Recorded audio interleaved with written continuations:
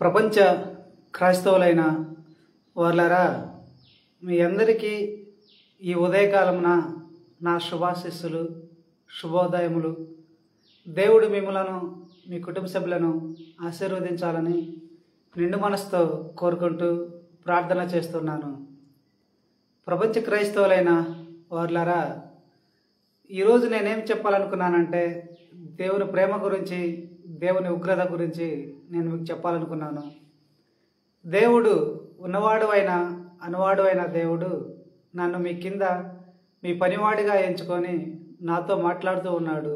దేవుడు ఎలాగ మాట్లాడుతున్నాడు అంటే, దేవుడే చెప్పాడు. నాకేం చెప్పాడంటే, నేను ఉన్నవాడునైనా అనువాడునైనా దేవుడను. నేను నా నోటి మాట పలికితే సృష్టి కలుగుతుంది. అందుకే నేను నా నోటి మాట పలికి నీతో మాట్లాడటం లేదు. నా నోరు తెరవకుండా నేను నా రాజ్యంలో నా సింహాసనం మీద ఆసీనుడైన నేను నా 2 పెదాల నుండి సన్నని స్వరాలను నా రాజ్యం నుంచి నీ వద్దకు పంపి ఆ స్వరాలతోనే నీతో మాట్లాడుతున్నాను. నేను గతంలో కూడా ప్రవక్తలను, నాయకులను ఎంచుకున్నాను. వారితో కూడా నేను నా రాజ్యం నుంచి సన్నని స్వరాలను పంపి ఆ స్వరాలతోనే మాట్లాడాను. వారితో మాట్లాడిన రీతిగానే ఇప్పుడు నీతో కూడా నేను మాట్లాడుతున్నాను అని దేవుడు చెప్పాడు. దేవుడి జనులైన వాళ్ళరా, మీరు ఈ సంగతిని తెలుసుకోండి. దేవుడు ఎలాగ మాట్లాడతాడో. నేను చెప్పేది ప్రతిదీ కూడా దేవుడు నాకు చెప్పిన సంగతులనే నేను మీకు చెప్తున్నాను. ఏది కూడా నా సొంత మాటగా మీరు ఎంచవద్దు. దేవుని జనులైన వాళ్ళరా, దేవుడు ప్రేమ స్వరూపి, దేవుడు జాలిగల దేవుడు, ప్రేమగల దేవుడు, దీర్ఘశాంతంతో ఉండు దేవుడు అని మనకు తెలుసు. దేవుడు నాకు చెప్పింది ఏంటంటే, నేను ప్రేమ స్వరూపిగా మారాను. నేను జాలిగల దేవుడను, దయగల దేవుడను, కరుణగల దేవుడను, దీర్ఘశాంతంతో ఉండు దేవుడను అని దేవుడు నాకు చెప్పాడు. అవును, దేవుడికి అవన్నీ ఉన్నాయి. దేవుడు ప్రేమ స్వరూపిగా ఉన్నాడు, జాలిగల దేవుడిగా ఉన్నాడు, దీర్ఘశాంతంతో ఉన్నాడు, కరుణగల దేవుడిగానే ఉన్నాడు. మరి దేవుడు ప్రేమ స్వరూపిగా ఉండి, దేవుడు ఈ లోకంలో తన జనులైన వారిని సృష్టించుకున్న తర్వాత తన జనులను తన పోలిక చొప్పున సృష్టించుకున్నాడు ఆదామును. మరి అవ్వను ఎలాగ సృష్టించాడు అంటే, దేవుడు ఈ లోకంలో నరులైన వారిని సృష్టించక మునిపే దేవుడు సర్వశక్తిమంతుడిగా తన సర్వ సృష్టిని సృష్టించుకున్నాడు. తన సర్వ సృష్టిని ఎలాగ సృష్టించుకున్నాడంటే, తన నోటి మాట పలికి సృష్టించుకున్నాడు. ఆ సర్వ సృష్టిలో కొన్ని లోకాలలో సర్వశక్తిమంతుడైన దేవుడు తన కోసమే, తన ఆనందం కోసమే దేవుళ్ళను కూడా సృష్టించుకున్నాడు. ఆ దేవతలు దేవుళ్ళ పోలిక చొప్పున, ఆ దేవతల పోలిక చొప్పునే ఈ భూలోకంలో ఉండ అవ్వను సృష్టించాడు. స్త్రీల రూపము దేవతల పోలిక, మరి దేవుని పోలిక చొప్పున పురుషులైన వారు ఉన్నారు అని నేను మీకు చెప్తూ ఉన్నాను. దేవుని పోలిక చొప్పున, దేవతల పోలిక చొప్పున సృష్టించబడ్డ మీరు అదృష్టవంతులు. దేవుడు మిమ్మలను అలాగ సృష్టించి మిమ్మలను తనకు ప్రియమైన నరులుగా సృష్టించుకున్నాడు. దేవుడే చెప్పాడు నాకు. ఏం చెప్పాడంటే, నేను ఈ భూలోకంలో నా జనులను సృష్టించుకున్న తర్వాత వీరిని నాకు ప్రియమైన నరులుగా సృష్టించుకున్నాను. వీళ్ళు నాకు ప్రియమైన నరులు అని దేవుడు చెప్పాడు. తన ప్రేమను ఎలాగ చూపిస్తున్నాడంటే, తల్లిదండ్రులైన ఒక తల్లి తన బిడ్డ మీద ఒక శిశువును కన్నప్పుడు ఆ శిశువు మీద ఎలాంటి ప్రేమను చూపించిందో దేవుడు అంతకు మించి ప్రేమను చూపిస్తూ ఉన్నాడు. ఆ శిశువు మీద తండ్రి ఎంత ప్రేమను కలిగి ఉంటాడో, ఎంత ప్రేమను చూపిస్తూ ఉంటాడో, అలాంటి ప్రేమనే దేవుడు చూపిస్తూ ఉన్నాడు భూలోక నరులైన వారందరి మీద. దేవుడు నాకు ఒకటే చెప్పాడు, ఆదామవ్వలను నేను సృష్టించిన తర్వాత వారికి సమస్తమును కూడా నేనే ఉండి జీవింపు చేయాలనుకున్నాను. కానీ నేను పెట్టిన పరీక్షల్లో వాళ్ళు నా ఆజ్ఞ అతిక్రమించి సర్పాన్ని ఆవరించిన లూసిఫర్ ఆత్మ మాటలు నమ్మి నాకు వ్యతిరేకంగా పాపం చేశారు. అందుకే నేను వారిని ఏదేనో నుండి గింట వేశాను, శపించాను అని చెప్పాడు. దేవుడు వారు పాపం చేసిన తర్వాత కూడా శపించాడు, మరణానికి అప్పగించలేదు. దేనికి అంటే దేవుడు దీర్ఘశాంతంతోనే ఉన్నాడు అని నేను మీకు చెప్తున్నాను. దీర్ఘశాంతంతో ఉన్న దేవుడే ఆదాములో చేసిన పాపానికి వారిని శపించాడే కానీ మరణానికి అప్పగించలేదు. దేవుడు మరణానికి అప్పగించి మరొక వాళ్ళని సృష్టించగలడు, కానీ అలాగ చేయలేదు. కానీ వారిని శపించి వారిని బ్రతికించి వారిని జీవింపు చేస్తూ వచ్చాడు భూలోకంలో అని నేను మీకు చెప్తూ ఉన్నాను. దేవుడు ప్రేమ స్వరూపిగా దేవుడు తన నరులైన వారిని సృష్టించుకున్న తర్వాత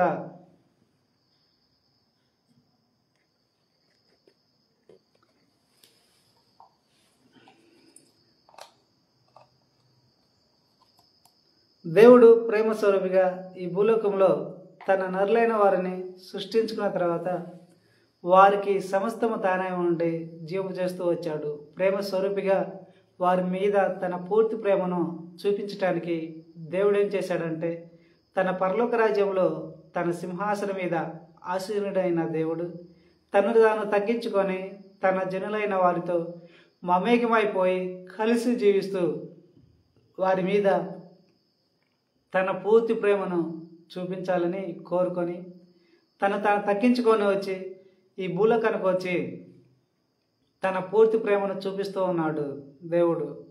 ఆదాము అవ్వలను ఏదైనా వనం నుండి గిట్టి వేసిన తర్వాత నుండి ఇప్పటి వరకు వచ్చిన మానవాళి అందరి మీద తన పూర్తి ప్రేమను చూపించడానికి, తన ప్రియమైన ప్రేమను చూపించడానికి దేవుడు తన పరలోక రాజ్యాన్ని వీడి భూలోకానికి వచ్చాడు. తాను తగ్గించుకొని నిరంతరం కూడా తన జనులైన భూలోక జనులైన మన అందరితో కూడా కలిసి జీవిస్తూ ఉన్నాడు. దేవుడు మనకు సమస్తాన్ని కూడా ఇస్తూ ఉన్నాడు, తన ప్రేమను చూపిస్తూ ఉన్నాడు. మరి దేవుడు ఎలాగా మనతో మమేకమైపోయి కలిసి జీవిస్తున్నాడు నా వీడియోలలో గడిచిన కాలంలో ఒక వీడియోలో చెప్పాను. ఆ వీడియోని చూడండి నేను మిమ్మల్ని ప్రేమతో కోరుతూ ఉన్నాను. దేవుని జనులైన వాళ్ళరా, దేవుడు మీరు చేసే పాపాలన్నిటికీ కూడా దేవుడు దీర్ఘశాంతంతోనే ఓర్చుకుంటూ ఉన్నాడు, శాంతిస్తూ ఉన్నాడు. మీరు చేసిన పాపం చేసిన వెంటనే దేవుడు మిమ్మల్ని మరణానికి అప్పగించటం లేదు. ఎందుకంటే దేవుడు నాకు చెప్పింది ఒకటే, నా జనులైన వాళ్ళు పాపం చేసిన తర్వాత మరల మారుతారు అని నేను వారి నుండి కోరుకుంటూ ఉంటాను. దీర్ఘశాంతంతోనే ఉంటాను, వారు మారుతారు, నా చిత్తానుసారంగా జీవిస్తారు అని నేను కోరుకుంటాను. అందుకే నేను వారిని మరణానికి అప్పగించటం లేదు. వారు పశ్చాత్తాపడ్డప్పుడు వారిని నేను క్షమించి ఆశీర్వదించాలని నేను కోరుకుంటాను అని దేవుడు చెప్పాడు. అవును, దేవుడు మీరు చేసే పాపాలన్నిటినీ కూడా దీర్ఘశాంతంతోనే ఓర్చుకుంటూ ఉన్నాడు. ఎందుకు ఓర్చుకుంటున్నాడంటే మీరు మారుతారు అని, తన కోసం జీవిస్తారని, తన చిత్తానుసారంగా జీవిస్తారని దేవుడు ఎదురు చూస్తూ ఉంటాడు ప్రతి సెకను. అది ఎలాగంటే దేవుడు తన ప్రియకుమారుడైన క్రీస్తుని మొదటిసారి ఈ లోకానికి పంపినప్పుడు క్రీస్తు చెప్తాడు ఒక నీతి కథ. ఒక తండ్రికి 2 కుమారులు ఉంటే ఒక చిన్న కుమారుడు తన తండ్రి దగ్గర ఉన్న ఆస్తిని మొత్తాన్ని తీసుకొని, తనకు రావాల్సిన వాటాని మొత్తాన్ని తీసుకొని దూరదేశానికి వెళ్ళి తన తండ్రికి ఇష్టం లేని రీతిగా జీవించి పాపాలు చేసి మరలా తిరిగి వచ్చి తన తప్పును తను తెలుసుకొని తన తండ్రి ఇంటి దగ్గరికి వచ్చి తలదించుకొని చేతులు కట్టుకొని ఎలాగైతే పశ్చాత్తాపడతాడో అలాగ పశ్చాత్తాపడ్డప్పుడు తండ్రి తన ఇంట్లో నుండి చూసి దూరంగా నుంచున్న తన చిన్న కుమారుని చూసి పరిగెత్తుకుని వెళ్ళి కౌగులించుకొని మెడ మీద ముద్దు పెట్టుకొని తన కుమారుని నిమిత్తము తన ఇంట్లో విందుని ఏర్పాటు చేస్తాడు, పండగ వాతావరణాన్ని సృష్టిస్తాడు. అలాగా అది క్రీస్తు చెప్పాడు ఆ కథ, ఆ నీతి కథను. దేవుని ప్రేమ అలాగా ఉంటుంది. అవును, దేవుడు తన ప్రియకుమారుడైన మన రక్షకుడైన క్రీస్తుకు చెప్పిన ఆ నీతి కథనే క్రీస్తు ఈ లోకానికి చెప్పాడు. దేవుడు ఎందుకు చెప్పాడంటే తన ప్రేమ అలాగా ఉంటుంది, అలాగే నా ప్రేమ చూపిస్తాను లోక జనుల మీద అని క్రీస్తు చెప్పాడు. క్రీస్తు ఈ లోకాన్ని చెప్పాడు అని నేను మీకు చెప్తున్నాను. అక్కడ క్రీస్తు చెప్పింది క్రీస్తు సొంత మాటలు కాదు. క్రీస్తుకి, మన రక్షకుడైన క్రీస్తుకి దేవుడు ఏ సంగతులు అయితే చెప్పాడు అదే సంగతులు చెప్పాడు. క్రీస్తు మాట్లాడిన ప్రతి మాట కూడా దేవుడు చెప్పినదే అని నేను మీకు చెప్తున్నాను. అవును, మనము పాపాలు చేసినప్పుడు పశ్చాత్తాపడ్డప్పుడు దేవుని ముందు ఆ పశ్చాత్తాపడి మరలా మన పాపాలన్నింటినీ తెలుసుకొని దేవుని ముందుకు వెళ్ళినప్పుడు దేవుడు తన పరలోక రాజ్యంలో పండగను చేస్తాడు. తన దూతలతో కలిపి పండగ వాతావరణాన్ని సృష్టిస్తాడు, పండగ చేస్తాడు. అంత ప్రేమ స్వరూపి దేవుడు. మరల పశ్చాత్తాపడ్డప్పుడు మరల పాపాలు చేస్తే దేవునికి కోపం వస్తుంది, దేవునికి ఉగ్రత కూడా ఉంది. మరి దేవుడు తన ఉగ్రతను ఎలాగా చూపిస్తాడు అంటే, మనం ఈ భూలోక నరులైన వాళ్ళు ఆహారాన్ని తింటూ ఉంటారు, పానీయాలను తాగుతూ ఉంటారు, ఇంకా వాళ్ళ శరీరానికి కూడా సెక్స్ అనే అవసరతలను కూడా తీర్చుకుంటూ ఉంటారు. వారి జీవిత భాగస్వామితో కానీ మరి ఎవరితోనైనా కానీ దేవుడు నరుల చేయి పాపాలకు మరి రోగాలను వ్యాధులను ఇస్తూ తన ఉగ్రతను చూపిస్తూ ఉంటాడు. ఆ రోగాలు వ్యాధులను ఎలాగిస్తాడంటే, ఎలాగ తయారు చేస్తాడంటే దేవుడే ఆ రోగాలను వ్యాధులను నరులైన వాళ్ళు ఆహారాన్ని తీసుకున్నప్పుడు ఆహారంతోనే దేవుడు రోగాలను వ్యాధులను తయారు చేస్తూ ఉంటాడు. ఆ రోగాలను నరులైన వాళ్ళు తీసుకున్న ఆహారాన్ని మాంసకణాలుగా మార్చి ఆ మాంసకణాలలో దేవుడు రోగాలను వ్యాధులను ఉంచుతాడు. ఆ రోగాలు వ్యాధులతో ఉన్న మాంసకణాలు వృద్ధి చెందటం వలన అవన్నీ కూడా మనుషులకు రోగాలు వ్యాధులుగానే ఉంటాయి. అంతేగాని మనుషుల శరీరాలు వాటికి అవి రోగాలను వ్యాధులను సృష్టించుకోలేవు అని నేను మీకు చెప్తున్నాను. దేవుడు ఇంకా వాడి రక్తంలో కూడా రోగాలను వ్యాధులను కలగజేస్తూ ఉంటాడు దేవుడు. అవును, దేవుడు అలాగా రోగాలను వ్యాధులను ఎందుకు కలగజేస్తాడంటే దేవుడే చెప్పాడు. నాకేమి చెప్పాడంటే, నేను నా జల్లైన వారికి రోగాలను వ్యాధులను ఎందుకు కలగజేస్తాను అంటే, వాళ్ళు చేసిన పాపానికి నాకు కోపం వస్తుంది. ఆ కోపాన్ని వారికి తెలియపరచడానికి వారికి రోగాలను వ్యాధులను ఇస్తాను. ఆ రోగాలు వ్యాధులు వారు చూసి పశ్చాత్తాపడి మరలా నా దగ్గరకు వచ్చి పశ్చాత్తాపడ్డప్పుడు మరలా పాపాలు చేయము అని వాళ్ళు నా ముందు ఒప్పుకున్నప్పుడు నేను వారిని ప్రేమించి వారిని క్షమించి వారికి ఇచ్చిన రోగాలను వ్యాధులను మాన్పుతాను. అందుకే నేను వారికి రోగాలను వ్యాధులను కలగజేస్తాను అని దేవుడు చెప్పాడు. అవును, దేవుని చెల్లైన వాళ్ళరా, నేను చెప్పే ప్రతి మాట కూడా దేవుడు నాకు చెప్పిన సంగతులనే నేను మీకు చెప్తూ ఉన్నాను. ఏది కూడా నా సొంత మాటగా మీరు ఎంచవద్దు అని నేను మిమ్మల్ని రిక్వెస్ట్ కోరుతూ ఉన్నాను. అవును, దేవుడు మీరు చేసిన పాపాల నిమిత్తము పశ్చాత్తాపడి దేవుని దగ్గరికి వచ్చినప్పుడు వాటన్నిటినీ కూడా దేవుడు క్షమించి, మీరు పశ్చాత్తాపడి దేవుని దగ్గరికి వచ్చినప్పుడు దేవుని దగ్గరికి వచ్చి మీరు పశ్చాత్తాపడ్డప్పుడు పరలోక రాజ్యంలో దేవుడు తన దూతలతో కలిసి పండగను చేస్తాడు మీ నిమిత్తము. అవును, ఇది జరుగుతుంది. దేవుడు అంత ప్రేమ స్వరూపి, అంతగా మిమ్మల్ని ప్రేమించినందుకే తన పరలోక రాజ్యంలో తన దూతలతో కలిపి పండగను చేస్తాడు అని నేను మీకు చెప్తున్నాను. ఇదే జరుగుతుంది. మరి పరలోక రాజ్యంలో జరిగే సంగతులనే దేవుడు తన ప్రియకుమారుడైన క్రీస్తు ద్వారా తెలియపరిచాడు అని కూడా నేను మీకు చెప్తున్నాను. మీరు పశ్చాత్తాపడిన తర్వాత మరలా పాపాలు చేస్తే దేవుడు ఏం చేస్తాడంటే, మరలా మీరు తీసుకునే ఆహారంతోనే మాంసకణాలుగా మార్చి ఆ ఆహారాన్ని మాంసకణాలుగా మార్చి ఆ మాంసకణాలలో రోగాలను వ్యాధులను ఉంచుతాడు. ఆ రోగాలను వ్యాధులను ఉంచి వాటితోనే రోగాలను వ్యాధులను సృష్టిస్తాడు అని నేను మీకు చెప్తున్నాను. ఆ రోగాలు వ్యాధులు అనేవి రక్తమాంస మీ శరీరాలు వాటికి అవి తయారు చేసుకోలేవు. దేవుడు మీ శరీరాలకు రోగాలను వ్యాధులను తయారు చేసుకునే శక్తిని ఇవ్వలేదు. మీ శరీరము తనకై తాను మీరు తీసుకున్న ఆహారంతోనే మీరు తీసుకునే పానీయాలతోనే రోగాలను వ్యాధులను కలగజేసుకోలేదు. అవును,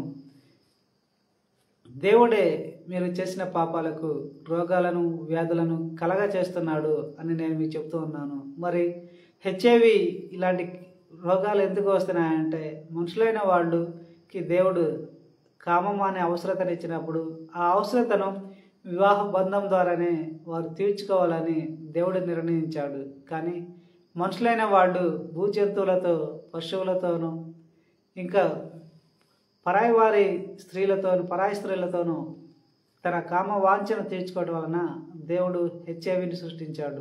ఆ హెచ్ఐవిని వల్ల వాళ్ళు మరణానికి అప్పగిస్తూ ఉన్నాడు దేవుడు. వాళ్ళకి వెంటనే మరణాన్ని ఇస్తున్నాడా అంటే ఇవ్వటం లేదు. కానీ వాళ్ళు చేసిన పాపాలను వారు తెలుసుకొని వాళ్ళు పశ్చాత్తాపడ్డప్పుడు ఆ హెచ్ఐవి రోగాలను కూడా దేవుడు తీసివేస్తూ ఉంటాడు అని నేను మీకు చెబుతూ ఉన్నాను. ఇలాగ దేవుడు మనుషులు చేసే పాపాలకు వారిని వెంటనే మరణానికి అప్పగించకుండా వారిని మీద దీర్ఘశాంతంతో ఉండి రోగాలను వ్యాధులను కలుగజేస్తూ ఉంటున్నాడు. ఎందుకంటే వాళ్ళు మరలా వారు చేసిన పాపాలను తెలుసుకొని వాటి నిమిత్తం పశ్చాత్తాపపడి దేవుని సన్నిధానానికి వచ్చి పశ్చాత్తాపడి క్షమాపణ కోరినప్పుడు వాటన్నిటిని తీసివేయాలని దేవుడు కోరుకున్నాడు. అందుకే మీరందరూ కూడా ఇప్పటి వరకు తెలిసి తెలియకుండా పాపాలు చేసి ఉంటే వాటి నిమిత్తం పశ్చాత్తాపడండి అని నేను మీకు చెప్తూ ఉన్నాను. మరి ఆ పాప ఫలితాన్ని వారి మీదే కాకుండా వారి సంతానమైన వారి మీద కూడా దేవుడు ఉంచుతున్నాడు. వారి సంతానం మీద దేవుడు ఎలాగా మనుషులు చేయి పాప ఫలితాన్ని ఉంచుతున్నాడు అంటే, దేవుడు వారి సంతానాన్ని మీద లోకాధికారి అయిన సర్పం నుండి రక్షణ వలయాన్ని తీసివేస్తున్నాడు. ఇంకా అపవిత్రాత్మల నుండి కూడా రక్షణ దేవుడు వారి సంతానం చుట్టూ కూడా రక్షణ వలయాన్ని ఉంచుతున్నాడు వారు పుట్టినప్పుడే. కానీ తల్లిదండ్రులైన వారు చేయ పాపాలకు వారి సంతానం మీద దేవుడు ఉంచిన రక్షణ వలయాన్ని తీసివేస్తూ ఉన్నాడు. అలా తీసివేయటం వలన లోకాధికారి అయిన సాతాను అయిన లూసిఫర్ వారి సంతానాన్ని లోబర్చుకొని వారి తల్లోకి దాని జ్ఞానాన్ని వారి శరీరంలోకి దాని పాప కోరికల ఫీలింగ్స్ని పంపుతూ ఉంటుంది. వాటితోనే జీవము చేస్తూ ఉంటుంది.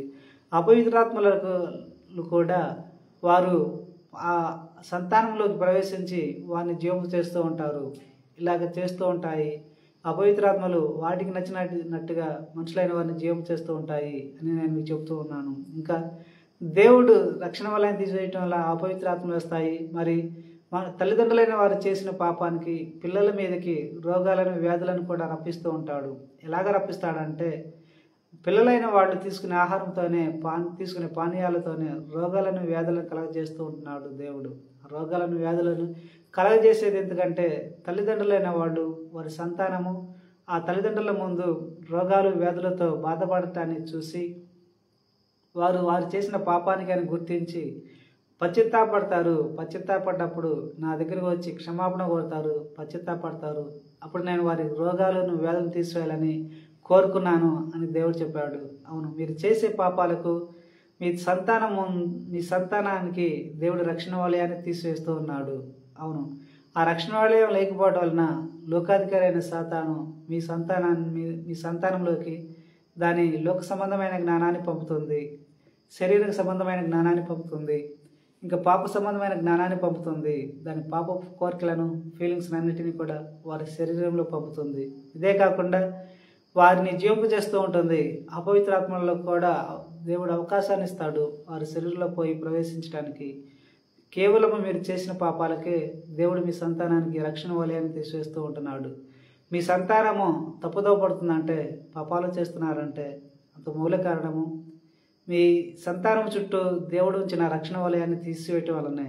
ఆ తీసివేసినప్పుడు లూసిఫర్ లోకాధికారి అయిన సాతాను వారి శరీరాల్లోకి అపవిత్రాత్మను పంపి వాటి ద్వారానే వారిని జీవం చేస్తూ ఉంటుంది. కనుక మీ సంతానం తప్పుదోవ పడుతున్నారంటే, కొన్నిటికి బానిసైపోతున్నారంటే, పాపాలు చేస్తున్నారంటే అందుకు గల కారణము మీ సంతానం శరీరంలో అపవిత్రాత్మలు ఉండి వారిని జీవం చేస్తున్నాయి అని నేను చెప్తున్నాను. మీరు పశ్చాత్తాపడి దేవుని దగ్గరికి వెళ్ళి అప్పుడు మీ సంతానం చుట్టూ మరలా దేవుడు కంచె వేస్తాడు. ఆ అపవిత్రాత్మలను తీసివేసి ఆ లోకం మీద అధికారం కలిగి ఉండ లూసిఫర్కి అధికారాన్ని తీసివేసి మీ సంతానం చుట్టూ కంచె వేస్తాడు అని నేను మీకు చెప్తున్నాను. పశ్చాత్తాపడండి దేవుడు మీరు చేసిన పాపాలకు అని నేను మీకు చెప్తున్నాను. మీ శ్రేయభిలాషిగా, మీ కింద మీ పనివాడిగా. దేవుని జనులైన వార్లరా, దేవుడు తన ఉగ్రతను ఇలాగా చూపిస్తూ ఉంటాడు. మరి నరకానికి ఎందుకు పంపుతున్నాడు అంటే, దేవుడు మనుషులైన వారు ఎవరైతే ఎక్కువగా పాపాలు చేస్తూ ఉంటారో, దేవునికి ఎక్కువగా కోపాన్ని తెప్పిస్తూ ఉంటారో వారిని జీవాత్మగా వారిని అపవిత్రాత్మగా మార్చి నరకానికి పంపి అక్కడ వారు భరాయించలేని శిక్షలు వేస్తూ ఉంటాడు. అవును, భరాయించలేని శిక్షలు వేస్తూ ఉంటారు. ఆ భరాయించలేని శిక్షలను వారు పొందుకుంటూ ఉన్నప్పుడు వాళ్ళకి స్పర్శ అనేది తెలుస్తుంది, ఆ ఫీలింగ్స్ అనేవి తెలుస్తాయి. అప్పుడు వాళ్ళు ఆ శిక్షలను భరాయించలేక గట్టిగా కేకలు పెడుతూ ఉంటారు, పళ్ళు కొరుకుతూ ఉంటారు. ఆ పళ్ళు కొరటము, ఆ కేకలు పెట్టడము ఎక్కడ దాకా వినబడిద్ది అంటే, పరలోక రాజ్యంలో తన సింహాసనం మీద ఆసీనుడై ఉండ దేవునికి వినపడిద్ది. అలా దేవుడు చూస్తాడు. అప్పుడు నరకంలో వారు పొందుకున్న శిక్షలను చూసి దేవుడు ఏం చేశాడంటే వారిని నరకం నుండి నరులైన వారిని ఇక నేను ఎప్పటికీ కూడా నరకానికి పంపకూడదు అని కోరుకొని తన ప్రియకుమారుడైన క్రీస్తుని ఈ లోకానికి పంపి పాపులను రక్షిస్తూ ఉన్నాడు, నరకానికి పంపకుండా రక్షిస్తూ ఉన్నాడు అని. అది కూడా దేవుని ప్రేమయే. కేవలము దేవుడు ప్రేమ స్వరూపిగానే కాదు, తన ఉగ్రతను కూడా చూపిస్తాడు, రోగాలు వ్యాధులుగాను చూపిస్తాడు. మరి మనుషులు చేయి పాపాలకు ఈ లోకం మీద విపత్తులను కూడా సృష్టిస్తూ ఉంటాడు. తన ఉగ్రతను చూపిస్తూ ఈ లోకంలో విపత్తులను సృష్టిస్తూ ఉంటాడు. మానవాళికి నష్టం కలుగుతూ ఉంటుంది. భూకంపాలను రప్పించటము, సునామీలు రప్పించటము, వరదలను రప్పించటము, కరువు కాటకాలను రప్పించటము, తెగులను రప్పించటము, ఇలాగ అనేకమైన రీతులుగా దేవుడు తన ఉగ్రతను చూపిస్తూ ఉంటాడు కేవలం మనుషులు చేయి పాపాలకు. కనుక లోకజనులైన వాళ్ళరా మీరు తెలుసుకోండి, ఈ లోకాన్ని సృష్టించిన ఒకే ఒక దేవుడు మీరు చేయి పాపాలకు తన ఉగ్రతను చూపిస్తూ ఉన్నాడు.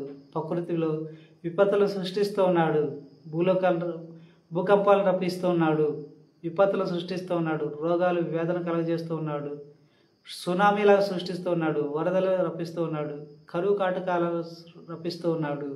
ఇలాగ అనేక విపత్తులను చూపిస్తూ ఉన్నాడు, రప్పిస్తూ ఉన్నాడు. అవన్నీ మీరు చేయి పాపాలకే. కనుక మీరు పాపాలు చేయకుండా ఉంటే ఈ లోకం మీద ఉగ్రతను రప్పించడు దేవుడు. సునామీలు రప్పించడు, భూకంపాలను రప్పించడు, సృష్టించడు దేవుడు. సునామీను సృష్టించాడు, భూకంపాలను సృష్టించాడు, తెగుళ్ళను రప్పించాడు, కరువు కాటకాలను సృష్టించాడు, రోగాలను వ్యాధులను కూడా ఇవ్వడు, మీకు వ్యాధులను కలగ చేయడు అని నేను మీకు చెబుతున్నాను. పశ్చాత్తాపపడండి మీరు చేసిన పాపానికి. మేము తెలియక చేశాను దేవా, క్షమించమని పశ్చాత్తాపడండి. దీర్ఘశాంతంతో ఉంటాడు దేవుడు, దీర్ఘశాంతంతో క్షమిస్తాడు. ఎందుకంటే దేవుడు ప్రేమ స్వరూపిగా ఉన్నాడు, అంతే క్షమిస్తాడు అని నేను మీకు చెప్తున్నాను. ఇలాగ దేవుని ప్రేమ, దేవుని ఉగ్రత ఉంటుంది అని నేను మీకు చెప్తున్నాను. దేవుడు మీరందరూ కూడా నేను చెప్పే ప్రతి మాట కూడా నా సొంత మాటలు కానే కాదు, దేవుడు నాకు చెప్పిన సంగతులనే నేను మీకు చెబుతూ ఉన్నాను. మరి ఎందుకు ఈ సంగతులని దేవుడు నాకు చెప్పాడు అంటే మీ మీద ప్రేమతోనే. మీరు తెలుసుకోవాలని, దేవుని ప్రేమ ఎలాగుంటుందో, దేవుని ఉగ్రత ఎలాగుంటుందో మీరు తెలుసుకోవాలని నాకు చెప్పిన సంగతులన్నీ నేను మీకు చెబుతున్నాను. మీకు చెప్పమని నాకు బయలుపరిచిన వాడినే నేను మీకు చెబుతున్నాను. అది అంతా దేవుని ప్రేమ. కేవలం మిమ్మల్ని ప్రేమించినందుకే దేవుడు మీ మీద ప్రేమతోనే చెప్పాడు. తన ముందు ఎలాగ జీవించాలి, ఎలాగ జీవించకూడదో తెలియపరిచాడు. ప్రవక్తల ద్వారా, నాయకుల ద్వారా కూడా, తన ప్రియకుమారుడైన క్రీస్తు ద్వారా కూడా దేవుడు బయలుపరిచాడు. తన ముందు ఎలాగ జీవించాలో, తన చిత్తానుసారంగా ఎలాగ జీవించాలో తెలియపరిచాడు. కనుక మీరందరూ కూడా పాపాలు చేయకుండా దేవుని ప్రేమ కోసం, దేవుని ప్రేమను పొందుకోవటానికి దేవుని చిత్తానుసారంగా జీవించండి. దేవుని చిత్తము బైబిల్లో ఉంది కనుక ఆ దేవుని చిత్తానుసారంగా జీవించండి అని నేను మీకు చెప్తున్నాను. దేవుడు నాకు చెప్పే సంగతులన్నింటినీ కూడా మీరు షేర్ చేయండి, అందరికీ తెలియపరచండి, షేర్ చేయండి అని మిమ్మల్ని రిక్వెస్ట్ కోరుతూ ఉన్నాను. మీరు నాకు ఆర్థికంగా కూడా కొంత సపోర్ట్ చేస్తే నేను దేవుడు చెప్పే సంగతులను కూడా అన్నిటినీ కూడా లోకానికి తెలియపరుస్తానని మిమ్మల్ని రిక్వెస్ట్ చేస్తూ ఉన్నాను ప్రేమతో. దేవుడు మిమ్మలను, మీ కుటుంబ సభ్యులను ఆశీర్వదించాలని నిండు మనసుతో కోరుకుంటూ ప్రార్థన చేస్తున్నాను. Amen, amen, amen.